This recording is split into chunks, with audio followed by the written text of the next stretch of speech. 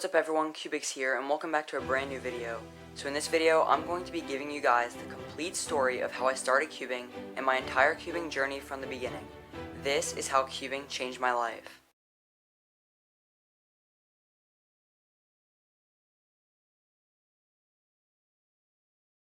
So let's take it back to the fall of 2016 when I was in 6th grade. This is where my life-changing story begins. So 6th grade was the first year of middle school for me, and the only friends I had were the ones from elementary school. I wanted to start fresh, so in the late fall of 2016, I decided to switch lunch tables and sit with these kids that I had gotten to know a little at the start of the school year. Turns out they would become some of my best friends throughout middle school and high school. Anyway, every day at lunch, these kids would bring these Rubik's Cubes to our table and would scatter them around and play with each other's cubes.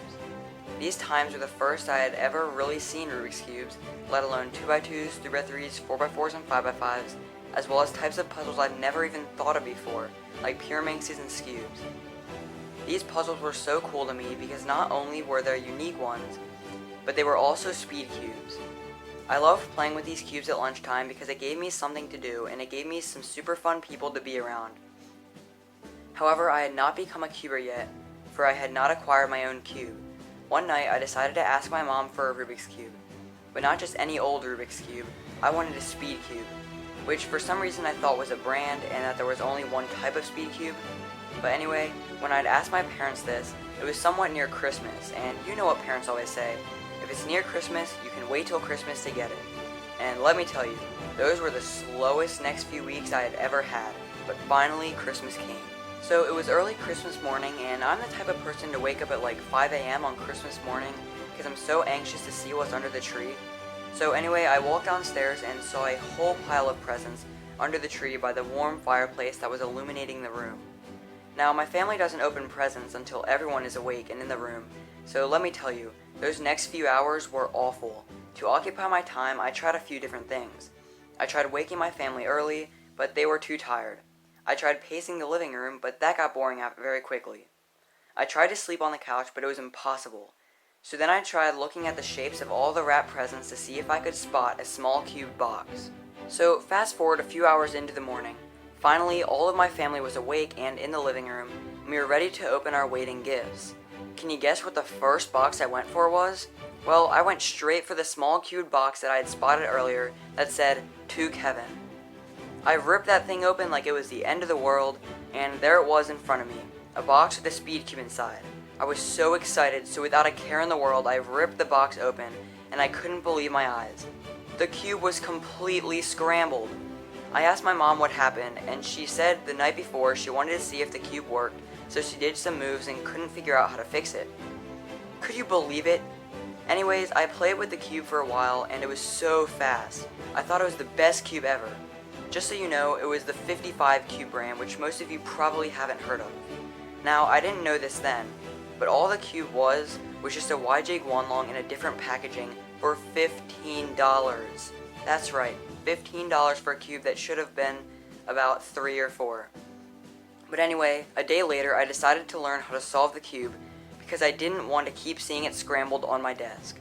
So I looked up a tutorial on how to solve a 3x3, and I ended up picking the one from Noah Richardson, which by the way has over 30 million views as of today. So it took a few hours and my mom helped me out, but eventually I solved my cube for the first time. I was so excited that I had finally done it. Over time, with lots of practicing, I picked up a few algs here and there. I got some WCA and non-WCA cubes. I showed my friends and got introduced to the method CFOP. I taught my mom and brother how to solve the 3x3, and my brother got his very first Rubik's brand 3x3. I taught some friends how to solve the cube and got them into cubing. Oh, and by the way, one of the people I helped get into cubing was Graham Lively, and now he averages about 6 to 7 seconds on 3x3. He also has a YouTube channel called Graham Lively, and you should definitely subscribe to him. Anyway, I became to get so addicted to the cube, and that's all I wanted to do. I cubed on my way to the bus stop, at the bus stop, on the bus ride to school, outside the school before it opened every morning, during all of my classes, at lunch with my cuber friends, on my way home from school, at my friend's house, and at my own house late into the night. Cubing is all I ever wanted to do. I even started timing myself a lot, and the first time I ever got when timing myself was around 1.5 minutes. Yeah, and by the way, I was using my mom's analog alarm clock as a timer, so that was kind of interesting. Anyway, over time, I built and built my cube collection, and cubing became kind of a sport to me. I finally decided to learn CFOP, and though it was pretty difficult at first, I managed to pull through and learn advanced cross and F2L. Eventually, I would learn all of the OLL algorithms and full PLL as well. I even started a YouTube channel with my friend about cubing, but after a bit, in the summer of 2017, he quit cubing, so I decided to make my own channel. Also, in the fall or winter of 2018, I went to my first Rubik's Cube competition. I never knew there was such a large cubing community, and I was so excited when I got there. There were so many cubers all around, cubers of both genders, of all ages, of all ethnicities, and of all speeds. Everyone had so many cool cubes, and I traded with so many people, too many to count. It was also super cool to see a cube store right in front of me, because it was sponsored by the Cubicle, and so I kind of burned a hole in my pocket that day. That day at my first competition felt like never-ending fun, and even though I didn't get the best times, it was cool to judge and be judged by famous cubers such as DG Cubes and Derby Cuber. I also got a bunch of autographs and on an old YJ Guanlong from so many famous cubers at the comp. It was one of the best days of my life.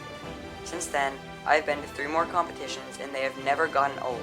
I have also expanded my collection to over 185 puzzles of all sorts. I have grown faster and faster at 3x3, 2x2, 4x4, and many other events, by learning new advanced methods, algorithms, and through non-stop hard work and practice. I have also become friends with lots of cubers in real life and on YouTube. I have gained 200 subscribers on YouTube, and I now average about 11 to 12 seconds on 3x3. I have learned so much about the cubing community and cubes themselves, about the history of cubing, and about making cubing YouTube videos. I now watch hundreds of cubing channels and became friends with many of those small channels. From cubing alone, I've learned so much about geometry, and it made my memory a lot better, especially muscle memory. When I'm bored, I cube. When I'm tired, I cube. I cube alone, I cube with friends. I cube through ups and downs. I've been inspired by so many top cubers like Felix Zemdegs and Max Park. I've been inspired by so many young cubers like Sean Villanueva and Leo Borromeo.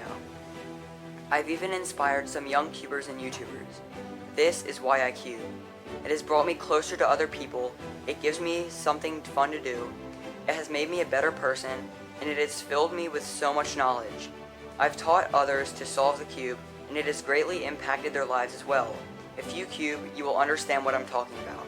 If you don't cube, I recommend you pick up a cube sometime and see how it changes your life like it did mine. My name is Kevin Shank, and I am a cuber. So thank you guys so much for watching this video, and I hope you enjoyed my story of how I got into cubing and how cubing has greatly changed my life. Comment down below how cubing has impacted your life, and make sure to like this video if you like my story. Also subscribe to this channel and help me get to 300 subscribers if you wish to support my channel. Share this video with at least one other person so they can be inspired by my story. Thank you so much for watching this video, and I will see you in the next one. This is Cubix, signing out.